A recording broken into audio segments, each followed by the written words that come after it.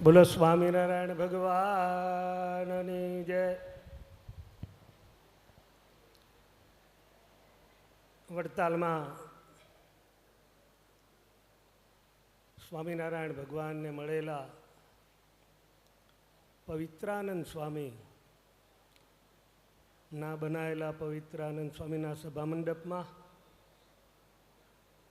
ઘર સભાના માધ્યમથી સરસ મજાની કથાનું શ્રવણ કરાવતા પરમ પૂજ્ય સ્વામી શ્રી નિત્ય સ્વરૂપદાસજી સ્વામી, પૂજ્યપાદ નીલકંઠચરણ સ્વામી, વડતાલ મેનેજિંગ ટ્રસ્ટ બોર્ડના ચેરમેન પૂજ્ય દેવ સ્વામી, મુખ્ય કોઠારી સ્વામી સંત વલ્લભદાસજી સ્વામી, જૂનાગઢ બોર્ડના ચેરમેન પૂજ્ય પીપી સ્વામી, સુરત મંદિરના કોઠારી પૂજ્ય પીપી સ્વામી, હરિઓમ સ્વામી, વિશ્વવલ્લભ સ્વામી, સુખદેવ સ્વામી, વાલાસો સંતો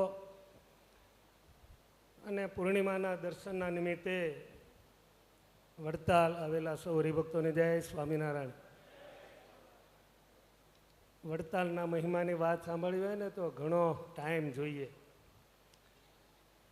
પૂજ્ય જ્ઞાનજીવન સ્વામીએ વડતાલના મહિમાની ખૂબ સરસ મજાની વાતો કરેલી છે,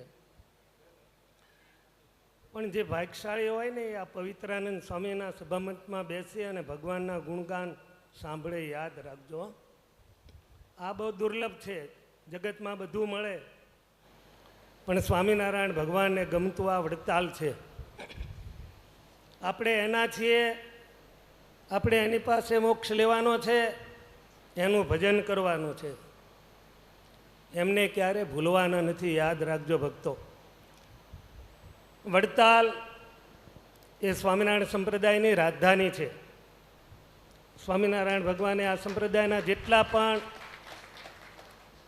મહત્ત્વના અને કલ્યાણના જેટલા પણ કામ હતા એ સ્વામિનારાયણ ભગવાને બહુધા વડતાલમાં બેસીને જ કર્યા છે. વાત રહે દ્વિશતાબ્દી મહોત્સવની, આપણે બધા ભાગ્યશાળી છીએ. અહીંયા બેઠેલા ઘણા બધા હરિભક્તો વડતાલનો દ્વિશતાબ્દી ઉત્સવ આવ્યો એના પહેલાં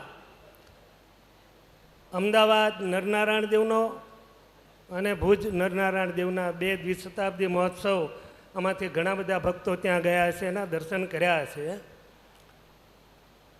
હવે ત્રીજો વડતાલનો છે, પછી આવશે ધોલેરા, જૂનાગઢ અને છેલ્લે ગોપીનાથજી મહારાજનો. પણ ઇન બિટવીન 82માં પાછો આ શિક્ષાપત્રીનો આવશે. યાદ રાખજો તમે ભક્તો. એટલે આપણે બધા ભાગ્યશાળી છીએ, પણ શ્રીજી મહારાજે ક્યાંક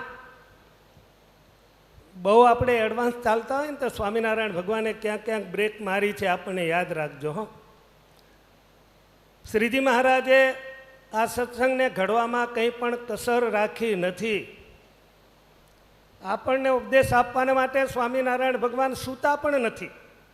એની એક છેલ્લી નિષ્કુળાનંદ સ્વામીની 2-3 પંક્તિઓ તમને ગઈ અને મારી વાણીને વિરામ આપું એમ કહું છું. હજુ મારે તો વડતાલ મંદિરના પૂજ્ય ચેરમેનશ્રીને સાંભળવા છે. એ હમણાં આજે જ આવ્યા છે અમેરિકાથી, બપોરે, હજુ આરામે કર્યો નથી એમણે. પણ નિષ્કુળાનંદ સ્વામીએ લખેલું છે, યાદ રાખજો. શ્રીજી મહારાજ બહુ પાકા હતા. મહિમાની ઘણી બધી વાતો છે, પણ માત્ર મહિમાની વાતોથી ભવસાગર ના તરાય. એની આજ્ઞાનું પણ અનુસંધાન રાખવું પડશે તમારે. શ્રીજી મહારાજે શિક્ષાપત્રીમાં શું લખ્યું એ સ્વામીએ વાત કરી, પણ શ્રીજી મહારાજે ત્યાર પછીના એક શ્લોકમાં એ પણ વાત કરી કે તાનું લંઘ્યાત્ર વર્તનતે હેતુ સ્વૈરમ કુબુદ્ધ તહૈયા મૂત્ર ચ મહત લભંતે કષ્ટમેવી. શિક્ષાપત્રીનું પાલન નહીં કરો ને તો પાછું ખાડામાં જ પડવાનું છે. યાદ રાખજો. પણ એક વાત નિષ્કુળાનંદ સ્વામીએ લખી છે, તે માટે તમે સાંભળો, તે માટે તમે સાંભળો, સત્સંગી સહુ નર નાર. જે થાય છે જગતમાં તેનો બીજો નથી કરનાર. સુખ દુઃખ આવે સર્વે ભેળું, તેમાં રાખજો સ્થિરમતી. જાળવી મારા જનને વળી, કરી જતનયતી. એમ કરતા જો પંડા પડશે તો આગળ સુખ છે અતિ ઘણું. પણ વ્રત ટેકજો ટાળશો તો ભોગવશો સહુ સહુ તણું. નહીં તો તમે નિશ્ચિંત રહેજો, કરવું તમારે કંઈ નથી. જે મળ્યા છે તમને તે પાર છે અક્ષરથી. એમ વાત કરી હરી, ત્યાર પછી પોતે પોઢિયા. સુણી વાત સતસંગીએ અતિશય રાજી થયા. તમે બધા રાજી થયા? બોલો સ્વામિનારાયણ ભગવાનની જય.